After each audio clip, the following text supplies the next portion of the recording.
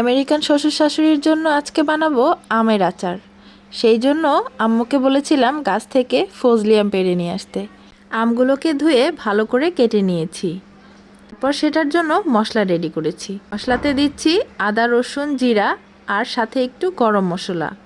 এগুলোকে পাটায় বেটে নিয়ে আমার কেটে রাখা আমগুলোর সাথে লবণ, হলুদ আর এই মশলার মিশ্রণে দিয়ে তারপর সেগুলোকে ছাদে শুকাতে দিয়েছি। ঘরে এসে রেডি করলাম 5 ফোড়নের মিশ্রণ। 5 ফোড়নের মিশ্রণের সাথে দিতে হবে 5 ফোড়ন, জিরা আর শুকনা মরিচ। এগুলোকে হালকা টেলে তারপর সেগুলোকে পাটায় বেটে নিতে হবে।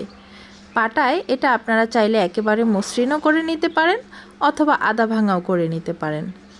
তারপর আমি এখানে একটু গুড় আর রসুন নিয়ে নিচ্ছি।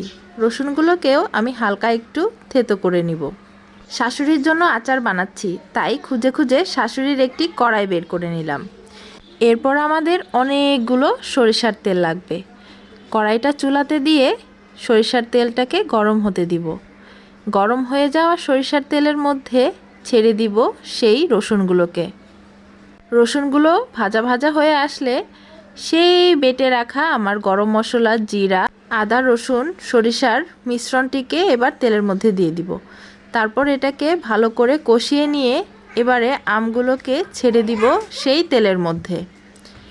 এই পর্যায়ে গরম তেলের মধ্যে আমগুলোকে দিয়ে ভালো করে নাড়তে হবে। এই যে আমাকে আবার তেল মারতে চলে এসেছে আমার বন্ধু।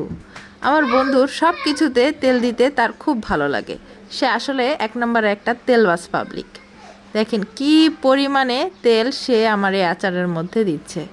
সে বলছে সেই নাকি আচারটা বানিয়েছে। এবারে দিয়ে দিচ্ছে চিনি। চিনিটা আপনারা আপনাদের স্বাদ মতো দিয়ে দিবেন। তারপরে দিয়ে দিতে হবে লবণ। লবণটাও পরিমাণ মতো বুঝে এটার সাথে দিয়ে দিতে হবে। আমি এখানে গুড়ও ব্যবহার করেছি। তারপর এগুলোকে ভালো করে মিশিয়ে নিতে হবে। এই পর্যায়ে আমি অর্ধেকটা এই গুঁড়ো করা মশলাগুলো দিয়ে দিচ্ছি, বাকি অর্ধেকটা আমি একেবারে হয়ে যাওয়ার আগে দিয়ে এটার সাথে দিয়ে দিব। তারপরে এই তো সব কিছু একসাথে সুন্দর করে মিশে গেলেই হয়ে যাবে আমাদের টক ঝাল মিষ্টি আচার। সবাই বাড়িতে অবশ্যই ট্রাই করবেন। ধন্যবাদ।